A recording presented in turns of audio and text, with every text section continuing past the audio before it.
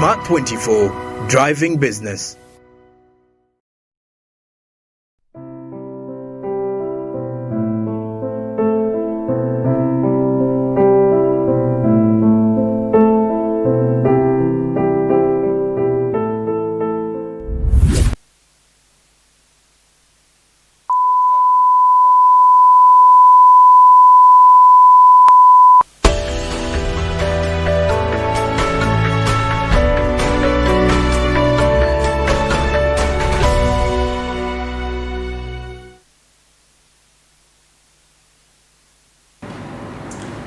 Good evening, viewers, and welcome to The Point. It's quite a great day today, and we're delighted to have you join us. Just like everyone knows, today is Women's Day, International Women's Day. We celebrate the women out there for their resilience, creativity, and their abilities to keep going on and just be women wherever they are. I'm Kemisha Doreen, this is The Point, and we are live on Smart 24 TV. I have very unique guests today, and I'll be introducing them. But before we do that, we're going to talk about our topic. The topic today is empowering women entrepreneurs, strategies for success in starting and growing a business. But we also keep it in mind that 2023's theme for the International Women's Day today is digital innovation and technology for gender equality. Ladies, welcome to the stage today. Thank you. I'm delighted. On my immediate left is Miss Olga Nichols, Operations and Human Resource Director, Walusimbi's Garage. You're welcome. Thank you. Next is Miss Mariam Akirol, Advocacy and Strategic Partnerships Coordinator at Action Against Hunger. Delighted to have you. Thank you so much. Happy Women's Day. And what better time to have it than today on International Women's Day. Tell us, what's the feeling out there, even before we get into this particular topic? What's the feeling? In your homes, in the societies, in the communities, what is the feeling out there? Are people actually celebrating? Do they know that today is International Women's Day? Are they doing something about it? What's the undertone? I'll start with you, Mario. Oh, thank you so much, Doreen. Again, happy Women's Day to my fellow women and to the brothers, the husbands, the uncles who have stood with us all this time. Yes, Doreen, you're saying, are people in the mood? I can say yes, to a great extent, because the first person to wish me happy Women's Day today was one of my brothers. Really? And we've received so many messages from social media. For me, the question is, what about my fellow typical grassroots woman? Yes. Where is she? We're talking about digital innovation and technology for gender equality. Where is the typical grassroots woman? The woman on the farm, the woman in the household, the woman with no access to a phone, the woman with no access to credit, because we're talking about empowerment for entrepreneur women.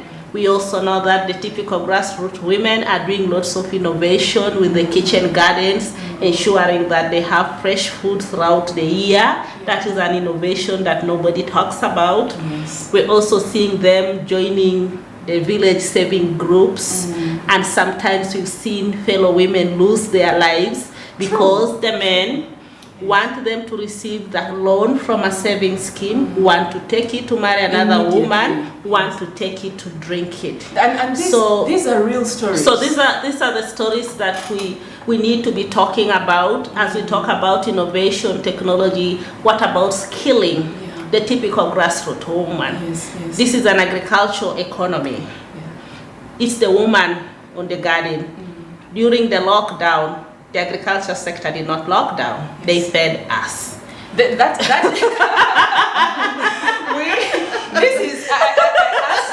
asked for an undertone, and what I got is a narrative. So this is going to be an interesting discussion. Yes. But Olga, what is the undertone from where you're coming from? What's down there? You know, I think for me, what I'm seeing is a lot of celebration, especially with men.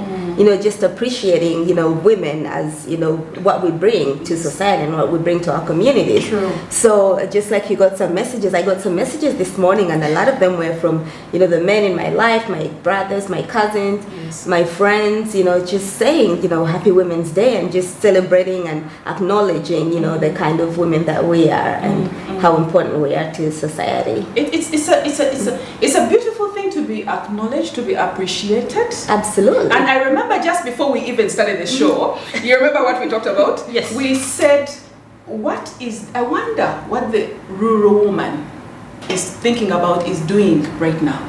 Studies say that 43%, right? More than 43% of all women are actually engaged right now within agriculture.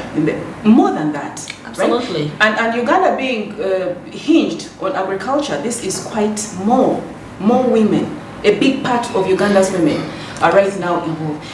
Action against hunger, has been critically and really immersed in some of these undertones, especially within agriculture, looking at undernutrition, the nutrition and the wellness and all these different social nets.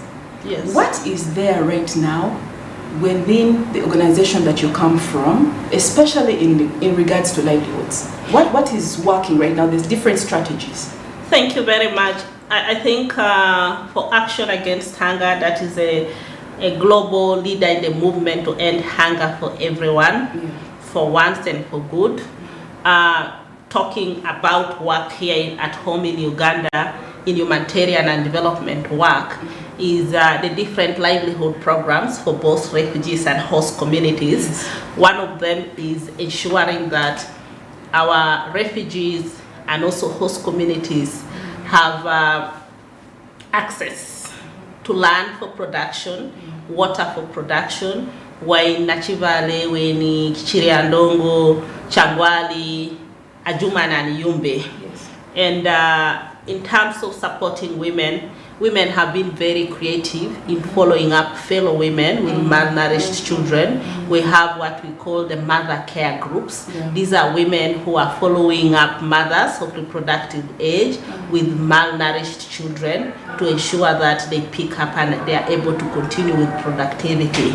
But just to get into that, I also know, even as we talk about the refugees, right, in their host communities, I know there was a little bit of conflict, skirmishes back, a couple of years back. I don't know whether it's still there right now, about access to the land.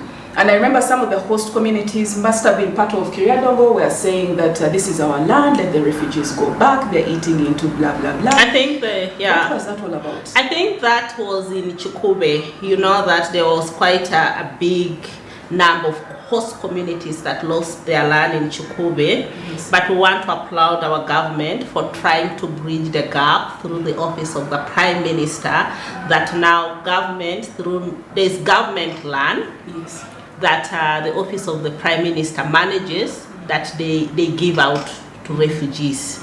And also they give some of that land to civil society organizations like Action Against Hunger to promote food and nutrition security.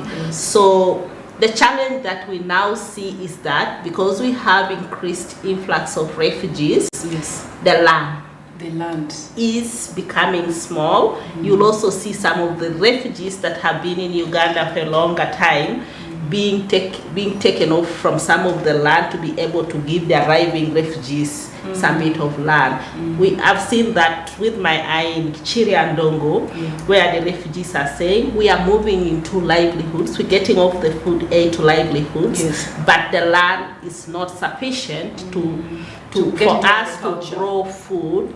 And beyond that, we've also experienced prolonged dry spells. So as you give us land, also give us water for production and give us access to cash and skill us. But that brings in something, about diversifying the skill set.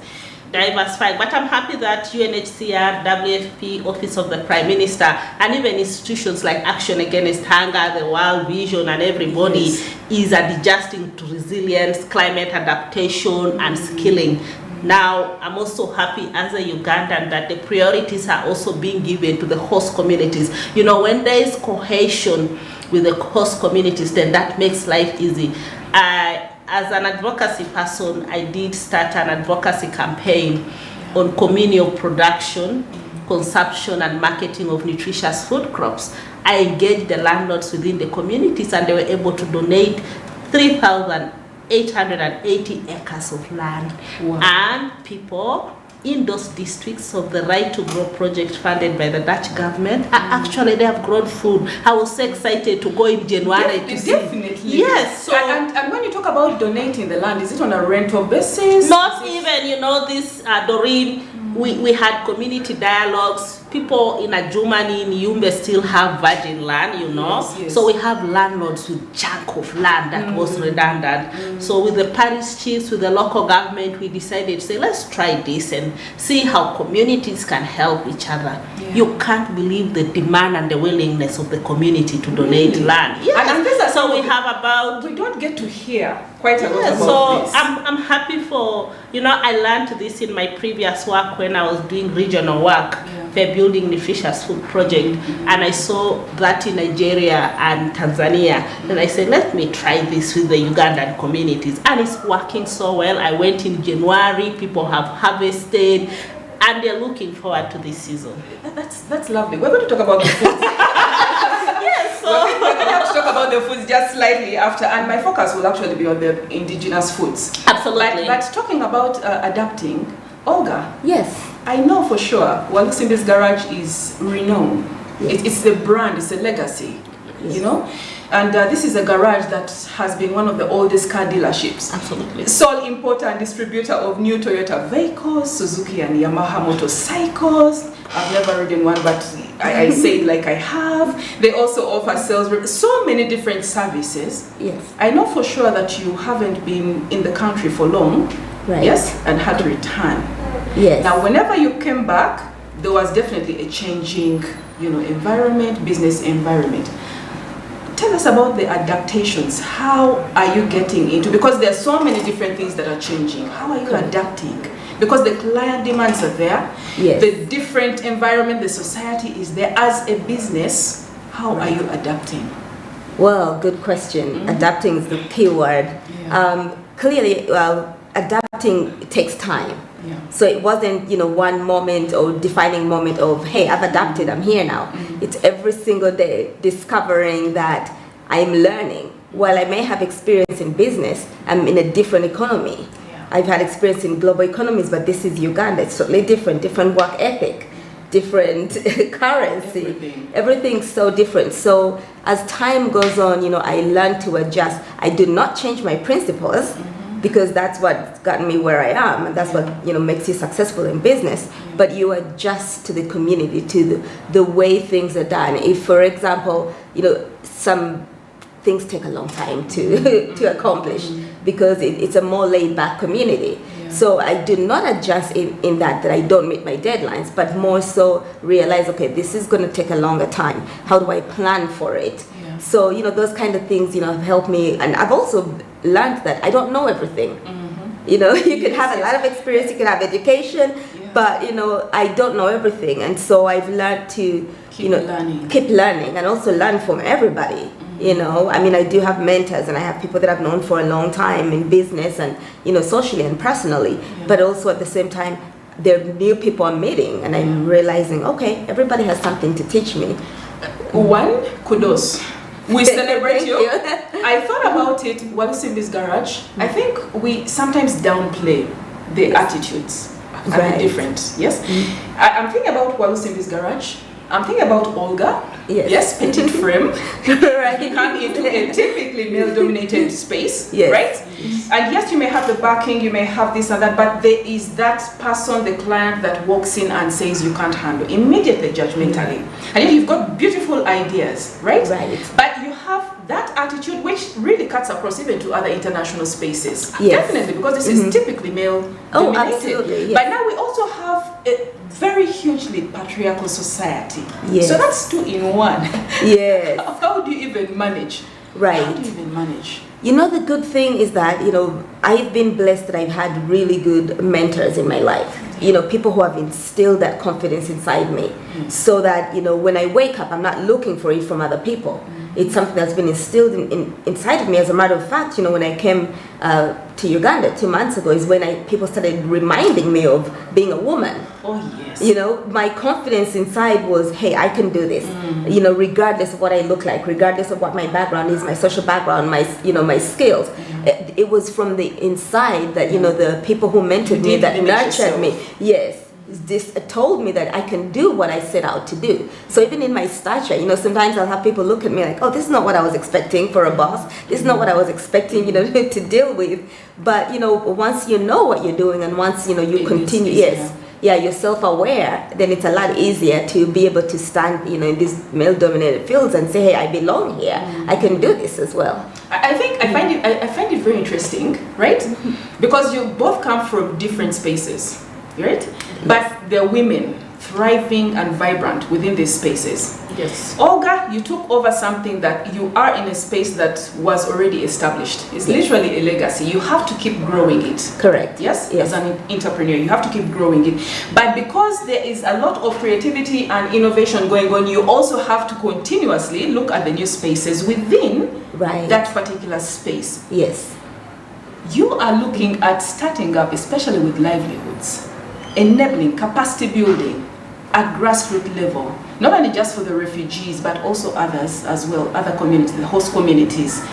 You talked about something to do with the foods.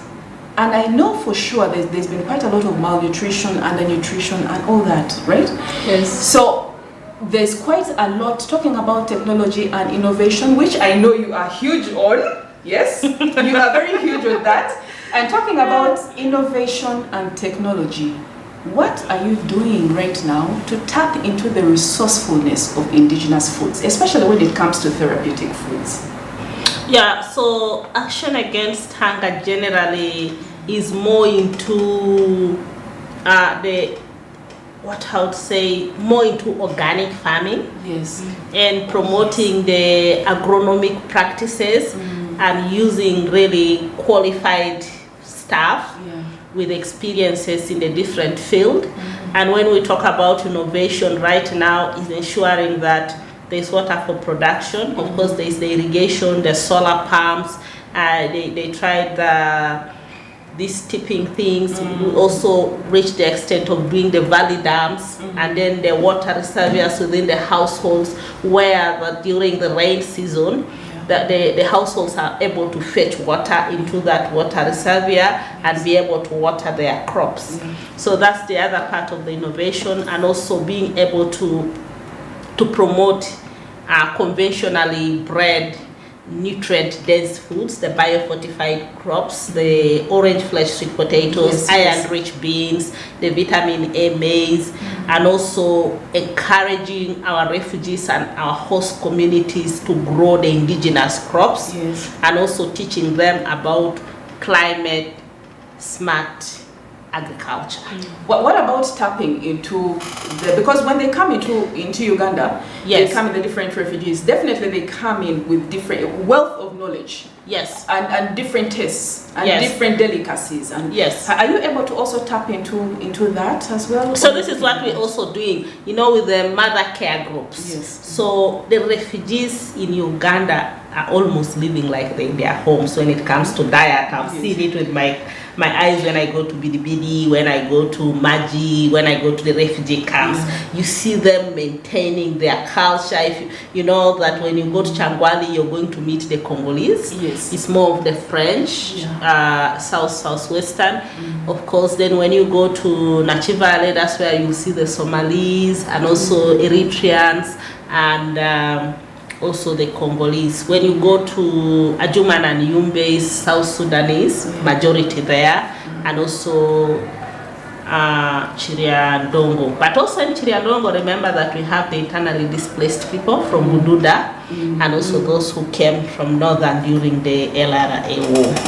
So I have seen, being a hands-on in the field, that people have done their best to maintain their cultures, even when there are issues that they need to resolve using alternative dispute resolution. They are using their back home ways of things. And I've seen, like, particularly Ajuman and Yumbe, the South Sudanese are maintaining their foods, and I've enjoyed some of them and everything. And then the tradition, if you had seen the celebration of the World Breastfeeding Day, I'd never seen, that dance of the Sudanese where like people are up there. I saw it live. And it was so beautiful. The men and the women together. Did you participate in it? I did not. But it was, there are things we see on social media, and then you really see them and say, wow. So actually, this young lady can go up high, and then you see the